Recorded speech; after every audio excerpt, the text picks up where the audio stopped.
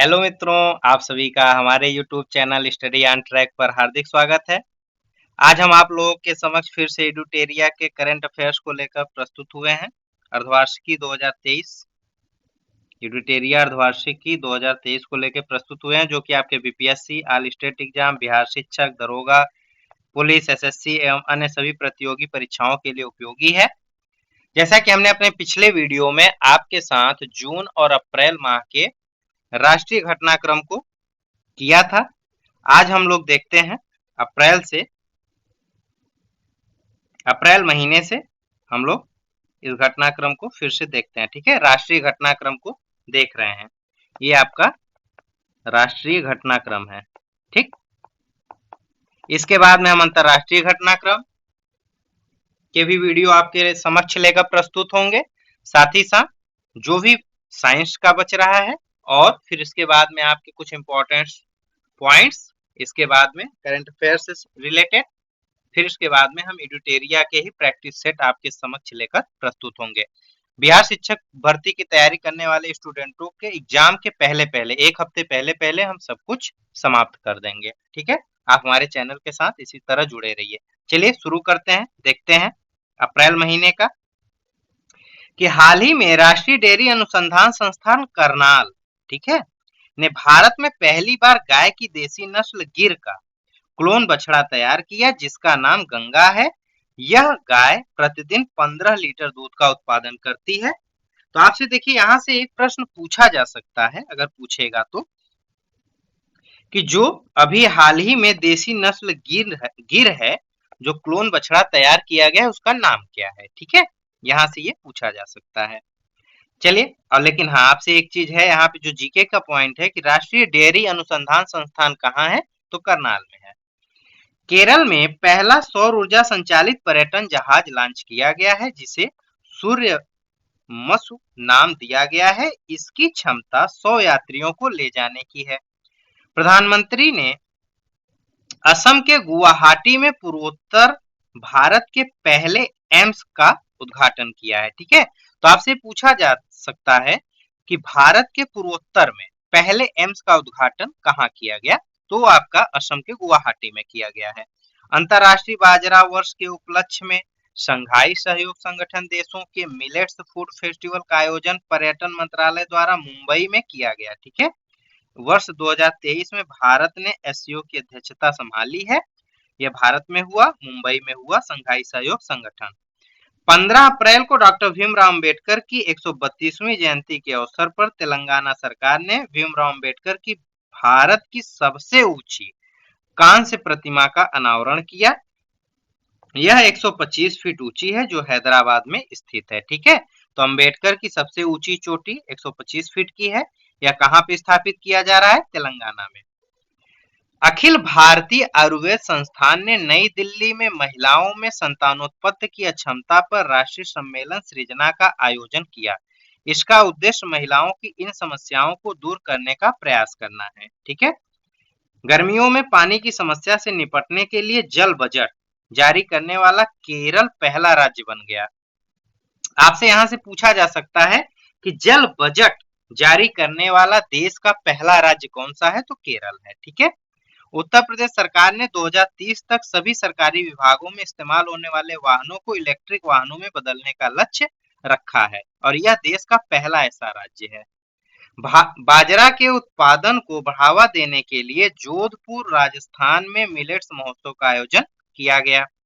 देश में खाद्यान्न उत्पादन बढ़ाने के लिए केंद्रीय मंत्री अमित शाह ने दुनिया का पहला नैनो लिक्विड उर्वरक, ये इंपॉर्टेंट क्वेश्चन है, दुनिया का पहला नैनो लिक्विड उर्वरक di ammonia phosphate DAP launch किया गया। ठीक है, किसने किया, केंद्रीय मंत्री अमित शाह ने किया। ठीक, भारत में चुनाव आयोग ने कर्नाटक विधानसभा चुनाव में पहली बार वोट फ्रॉम होम की शुरुआत की है।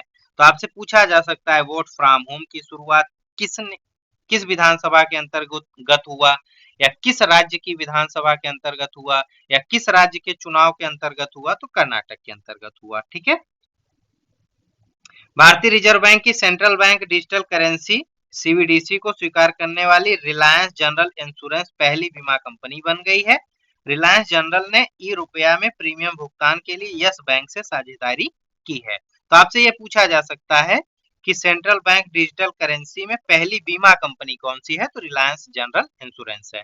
प्रधानमंत्री ने केंद्र शासित प्रदेश दादर नागर हवेली और दमन दीव के सिलवासा शहर में नमो medical education and research institute का उद्घाटन किया है। ठीक है, तो आपसे पूछा जा सकता है कि नमो medical education and research institute का उद्घाटन कहाँ किया गया, तो है दादर नागर हवेली और दमन दीव में। भारत के पर्वतारोही अर्जुन वाजपेयी नेपाल में स्थित माउंट अन्नपूर्णा पर चढ़ने वाले पहले भारतीय पुरुष बन गए हैं। तो ये थोड़ा इंपॉर्टेंट इसलिए बनता है। ठीक है, माउंट अन्नपूर्णा पर चढ़ने वाले पहले भारतीय पुरुष कौन है, अर्जुन वाजपेयी हैं। भारत सरकार द्वारा रेल विकास निगम लिमिटेड को मिनी रत्न श्रेणी में नवरत्न केंद्रीय सार्वजनिक क्षेत्र उद्यम का दर्जा दिया गया है। ठीक है, हाल ही में भारत सरकार ने solar energy corporation of India SECI को मिनी रत्न श्रेणी 1 सार्वजनिक क्षेत्र उद्यम के रूप में मान्यता दी है। प्रधानमंत्री ने केरल के तिरुवनंतपुरम में भारत के पहले डिजिटल साइंस पार्क का शिलान्यास किया। इंपॉर्टेंट क्वेश्चन है, आपसे पूछा जा सकता है कि भारत का पहला डिजिटल साइंस पार्क कहां पर है, तो यह है आपका केरल के तिरुवनंतपुरम में है। ठीक है, साथ ही इन्होंने केरल की पहली वंदे भारत एक्सप्रेस ट्रेन तथा कोच्चि वाटर मेट्रो भारत की पहली का भी उद्घाटन किया। ठीक है, भारत की पहली वाटर मेट्रो कोच्चि है। ठीक है, Kochi water metro. Waste to wonder concept के तहत भारत नई दिल्ली में G20 पार्क का निर्माण करेगा। इस पार्क में जानवरों तथा पक्षियों की मूर्तियां कचरे से बनाई जाएंगी। ठीक है, उत्तराखंड के माड़ा गांव को अब भारत का पहला गांव के रूप में मान्यता दी गई है। सीमा सड़क संगठन BRO ने भारतीय सीमा पर स्थित गांवों का देश का पहला गांव के रूप में मान्यता देने का समर्थन किया है। ठीक है, तो भारत का पहला गांव कौन कहलाएगा, आपका उत्तराखंड का माड़ा गांव। ठीक, हिमाचल प्रदेश अज्ञात मृत शरीरों के लिए DNA डाटाबेस तैयार करने वाला देश का पहला राज्य बन गया है। इस डाटाबेस से मृतकों को उनके परिवार द्वारा पहचान करने में आसानी होगी। केंद्रीय नागरिक विमानन मंत्री ज्योतिराज सिंधिया, देखिए एक आपको और पर्सनालिटी मिल गई। केंद्रीय नागरिक विमानन मंत्री कौन है, तो ज्योतिराज सिंधिया हैं। यूरोपीय संघ भारत विमानन शिखर सम्मेलन के दौरान देश के 121 हवाई अड्डों को 2025 तक कार्बन मुक्त करने का लक्ष्य निर्धारित किया है। ठीक है, तो आपसे पूछा जा सकता है यहाँ पे कि भारत ने खुद को भारत विमानन शिखर सम्मेलन के दौरान भारत ने ठीक है 121 हवाई अड्डों को कब तक कार्बन मुक्त करने का लक्ष्य रखा है, तो वो 2025 होगा। ठीक, या हवाई अड्डों को कब तक कार्बन मुक्त करने का लक्ष्य रखा है, तो 2025 आपका आंसर होगा। अमेरिका की आईफोन निर्माता कंपनी एप्पल ने मुंबई में भारत का पहला एप्पल रिटेल स्टोर स्थापित किया है। यह स्टोर पूरी तरह नवीकरणीय ऊर्जा से संचालित होगा। एप्पल के CEO आपके टिम कुक हैं। ठीक है, ये काफी इंपॉर्टेंट है, आपसे पूछा जा सकता है कि पहला एप्पल रिटेल स्टोर भारत का कहाँ पे है, मुंबई में है। जो कि यह स्टोर पूरी तरह से, यह इंपॉर्टेंट इसलिए है क्योंकि यह पूरी तरीके से नवीकरणीय ऊर्जा से संचालित होगा। ठीक, हिमाचल प्रदेश के शिमला के मशोबरा में राष्ट्रपति द्रौपदी मुर्मू ने राष्ट्रपति निवास तथा ट्यूलिप गार्डन का उद्घाटन किया। ये भी इंपॉर्टेंट है इसीलिए। असम के गुवाहाटी में 11,000 से अधिक नृत्यकारों ने बिहू नृत्य का प्रदर्शन कर Guinness book of world record में नाम दर्ज किया। ठीक है, तो आपसे देखिए यहाँ पे आपका एक जीके का प्रश्न है कि बिहू नृत्य का संबंध कहाँ से है, असम से है। ठीक, और आपसे पूछा जा सकता है कि किस नृत्य को अभी हाल ही में Guinness book of world record में नाम दर्ज कराया गया है, तो बिहू नृत्य को। भारत की अध्यक्षता में G20 कृषि मुख्य वैज्ञानिकों की 100वीं बैठक 17 से 19 अप्रैल को वाराणसी में आयोजित की गई। इस दौरान महर्षि पहल को अपनाने की बात की गई, जिसमें मिलेट और अन्य प्राचीन अनाजों पर अनुसंधान को बढ़ावा दिया जाएगा। भारत का पहला 3D प्रिंटेड डाकघर बेंगलुरु कर्नाटक में बनाया जा रहा है। देखिए ये भी इसीलिए इम्पोर्टेंट हो गया कि भारत का पहला 3D प्रिंटेड डाकघर बेंगलुरु कर्नाटक में बन रहा है। यह तकनीक पारंपरिक भवन निर्माण लागत को 30 से 40% तक कम कर देगा। हाल ही में मध्य प्रदेश सरकार ने ट्रांसजेंडरों को अन्य पिछड़ा वर्ग ओबीसी में शामिल करने का फैसला किया है। इसके बाद ट्रांसजेंडरों को राज्य सरकार की नौकरी में आरक्षण का लाभ मिल सकेगा। ठीक। भीमराव अंबेडकर की जयंती के अवसर पर भारत सरकार ने देखो अपना देश पहल के तहत अंबेडकर सर्किट पर्यटक ट्रेन को लॉन्च किया। यह नई दिल्ली, महाराष्ट्र, उत्तर प्रदेश, बिहार आदि में भीमराव अंबेडकर से जुड़े 8 स्थानों को कवर करेगी। देखिए ये आपके लिए इंपॉर्टेंट क्वेश्चन है, बिहार वालों के लिए इंपॉर्टेंट क्वेश्चन है क्योंकि यह ट्रेन बिहार से होकर गुजरेगी। तो नो डाउट यहाँ से प्रश्न यह उठ सकता है, बन सकता है। ठीक। कोलकाता में हुगली नदी के नीचे भारत का पहला अंडर वाटर मेट्रो रेल को सफलतापूर्वक संचालित किया गया। तो आपसे यह भी पूछा जा सकता है कि भारत का पहला अंडर वाटर मेट्रो रेल कहाँ बन रहा है? कोलकाता में बन रहा है। ठीक। किस नदी के नीचे? हुगली नदी के नीचे। भारत की पहली semi high speed regional rail service का नाम रैपिडेक्स रखा गया है। यह ट्रेन राष्ट्रीय राजधानी क्षेत्र के प्रमुख शहरों को जोड़ेगी। ठीक है। Association for democratic reform ADR द्वारा जारी रिपोर्ट के अनुसार आंध्र प्रदेश के मुख्यमंत्री जगनमोहन रेड्डी, एक देखिए पर्सनालिटी आपको और मिली, देश के सबसे अधिक संपत्ति वाले मुख्यमंत्री हैं। हाल ही में केंद्रीय कानून मंत्री ने जम्मू विश्वविद्यालय में भारतीय संविधान के डोगरी संस्करण को लॉन्च किया। देखिए आपसे यहाँ पे पूछा जा सकता है कि भारतीय संविधान के डोगरी संस्करण को लॉन्च किसने किया हाल ही में? तो केंद्रीय कानून मंत्री ने किया जम्मू विश्वविद्यालय में। राजस्थान सरकार ने 11 अप्रैल को समाज सुधारक महात्मा ज्योतिबा फुले की जयंती को सार्वजनिक अवकाश घोषित किया। ठीक है। आप देखिएगा, और कूल रूफ पॉलिसी तेलंगाना सरकार द्वारा जून शुरू किया गया 2023 से 28 के लिए। इसका उद्देश्य क्या है कि राज्य में गर्मी के प्रभाव को कम करने के लिए घरों की छतों को ठंडा रखने का प्रयास करना है।